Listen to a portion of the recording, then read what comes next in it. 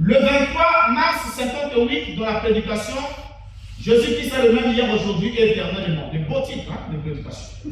Mais les choses qu'on raconte là-dedans, des fois vous voyez les titres, chez Branham c'est ça, il est même impressionné avec les titres. Il peut vous mettre là un beau titre là. Vous ouvrez la brochure, vous lisez des fois jusqu'à la fin, vous ne voyez même pas là où il a abordé la question de son titre. Ou même du texte biblique qu'il a lu. Donc il vous parle de sa chasse, j'étais parti à la chasse, j'étais à la pêche, j'étais à ceci. Après, la prédication est finie.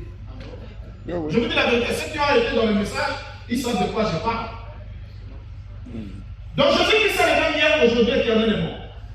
Paragraphe 23, prêché le 23 mars 58. Branham dit, et voici ce que j'aimerais juste déclarer. Beaucoup me connaissent et mes amis sont ici ce soir. Je venais de recevoir un télégramme ce matin de Durban en Afrique du Sud. La vision des 300 000 personnes qui vont s'assembler très bientôt pour une réunion qui va incessamment avoir lieu. Donc, depuis la vision là était pour l'Inde. Quand ça échoue pour l'Inde, Branham conseille ça pour l'Afrique du Sud. Donc, on a maintenant une vision changée, une vision corrigée, une vision réorientée, puisque Dieu lui aurait parlé de 350 000 convertis en Inde, et cela a échoué en Inde. Branham ici commence alors à corriger son Dieu quant au lieu de la réalisation de cette vision. Ce n'est plus l'Inde, c'est maintenant pour l'Afrique. Alors, après avoir constaté ces échecs et ces mensonges acrobatiques de Branham, est-ce que quelqu'un peut-il continuer à faire confiance à un tel homme? Lorsque Branham oriente sa vision pour l'Afrique, Branham va alors nous dire ce qui suit. Nous sommes là dans la prédication. Nous sommes dans la prédication. Voilà, Jésus-Christ est le même hier, aujourd'hui, éternellement, que nous venons de lire.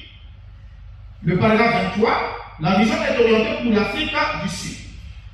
Et malgré le fait que Branham ait échoué, Branham continuait à clamer. Là, il a échoué en 57 pour la vision de l'Inde.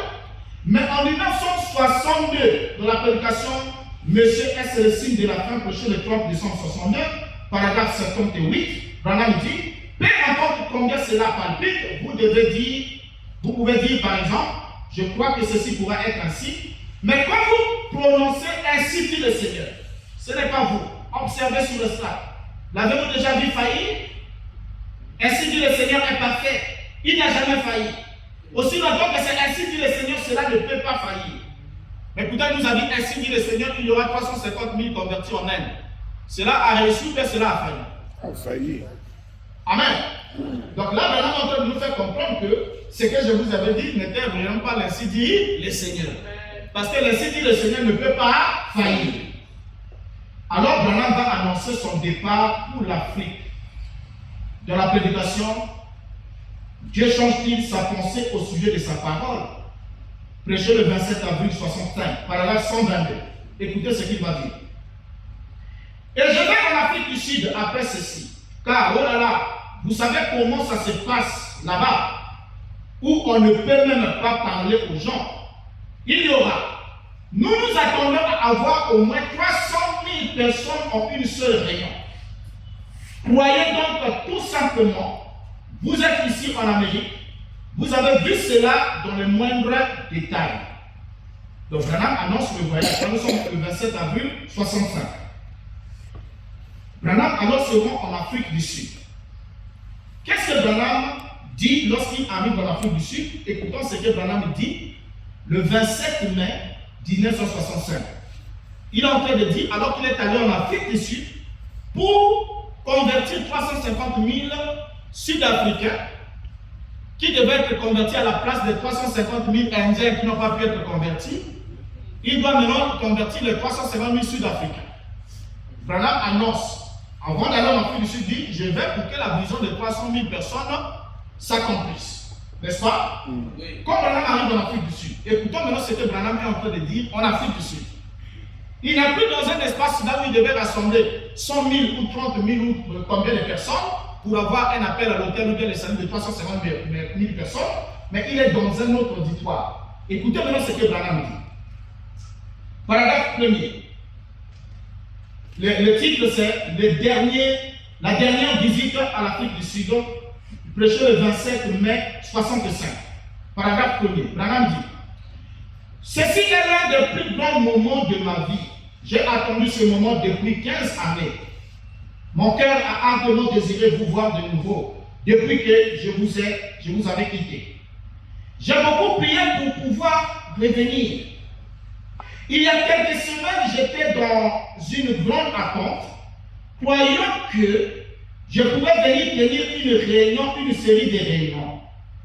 Mais quand j'ai eu le visa limité, j'ai failli avoir une crise cardiaque. Et je tenais vraiment à venir. Mais je crois que grâce à Dieu, je prêcherai de nouveau au nom du Seigneur Jésus parmi les Africains.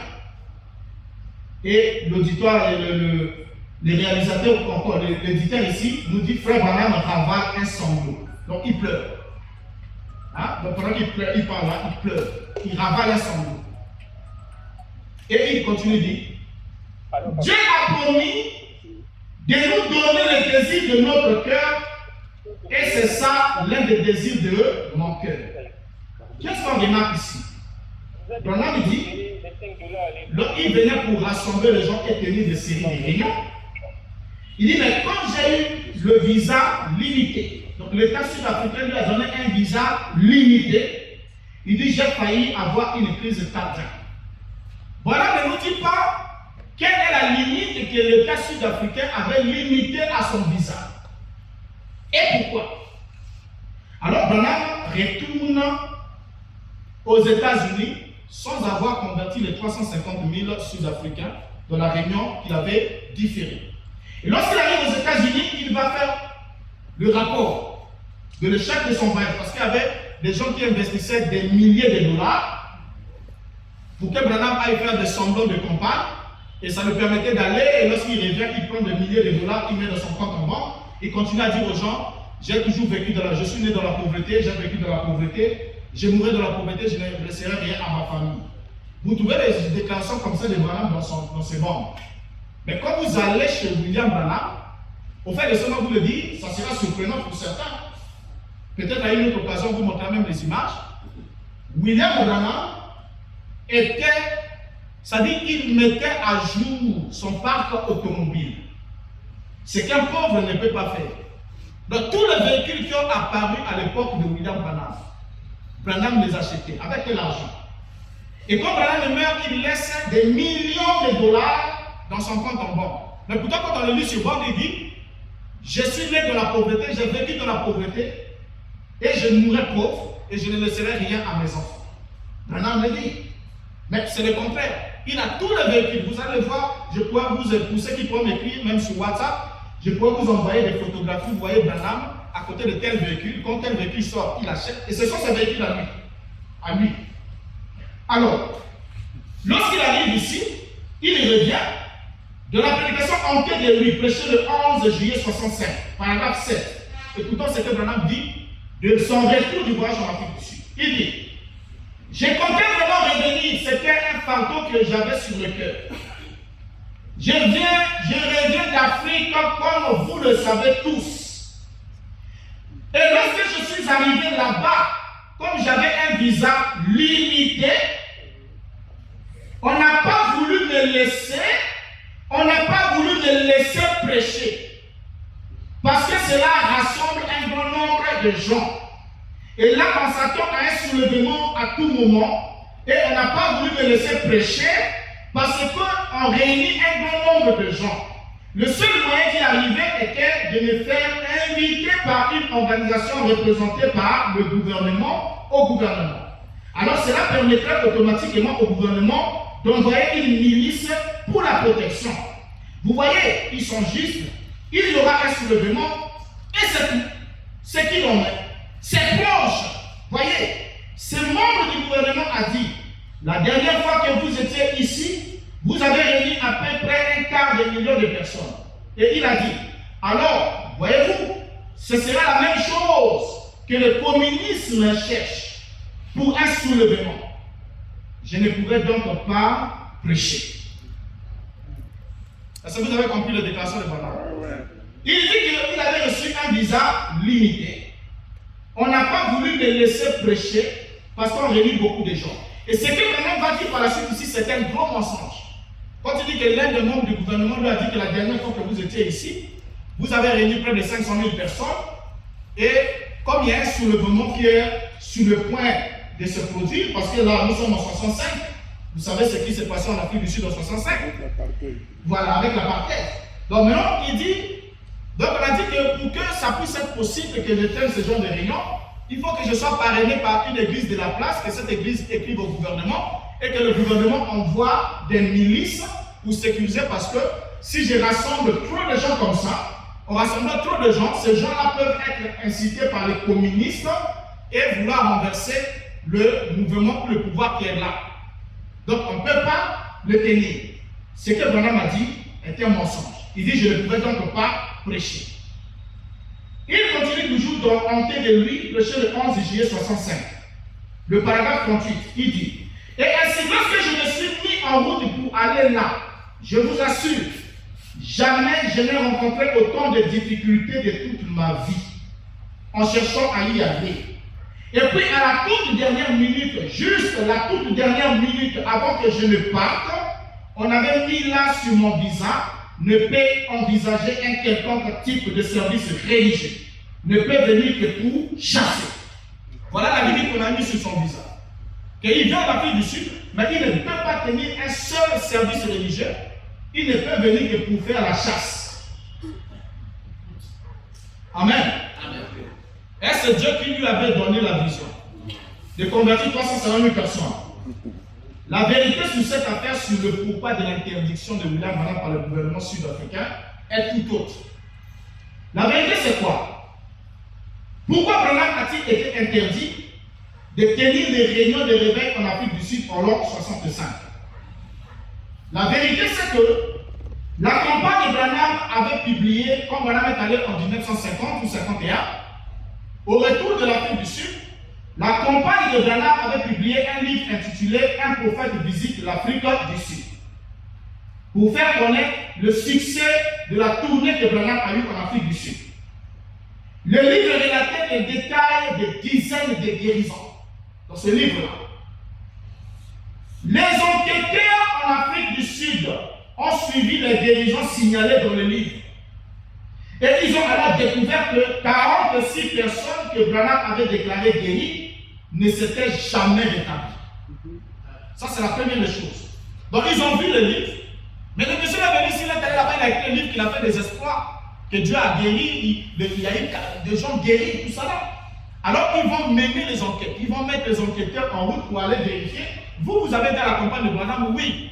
Mais on entend Branham dans le livre ici, on lit que Dieu vous a guéri de tel problème, tout ça là. Mais il dit non, mais regardez, je suis tout dans cet état.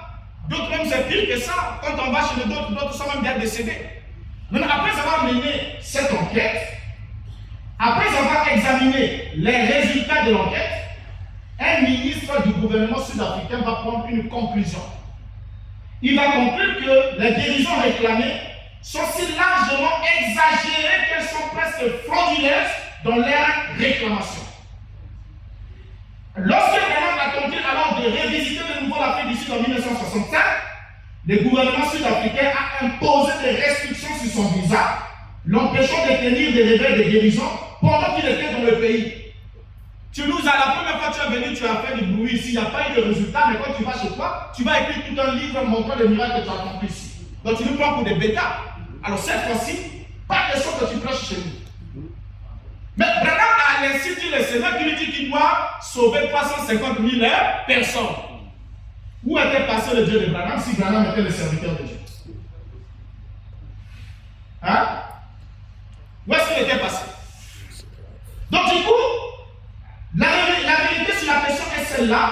Donc on vient de comprendre que, une fois de plus, Dieu a anéanti, comme il anéantit toujours, les vaines prédictions de faux prophètes. Et Dieu accomplit ce que prédit ses envoyés selon Ésaïe 44, verset 25. Voilà pourquoi je vous dis, lorsque le prédicateur dit Branham est un prophète, il a eu des prophéties qui n'ont jamais échoué. Moi, je l'ai toujours dit le contraire, et aucun pasteur, parce que au Congo Brazzaville, chez nous, lorsque j'ai eu beaucoup de pasteurs du message de Branham qui sont venus même de Kinshasa, d'autres pays, qui m'ont confronté là-bas. Et je viens même de fois à Kinshasa, on a des confrontations. Lorsque j'ai fait la déclaration que Branham n'a aucune prophétie annoncée avant le fait et qui a eu sa réalisation selon les détails, ils savent exactement de quoi je parle. Ils sont conscients de ces choses.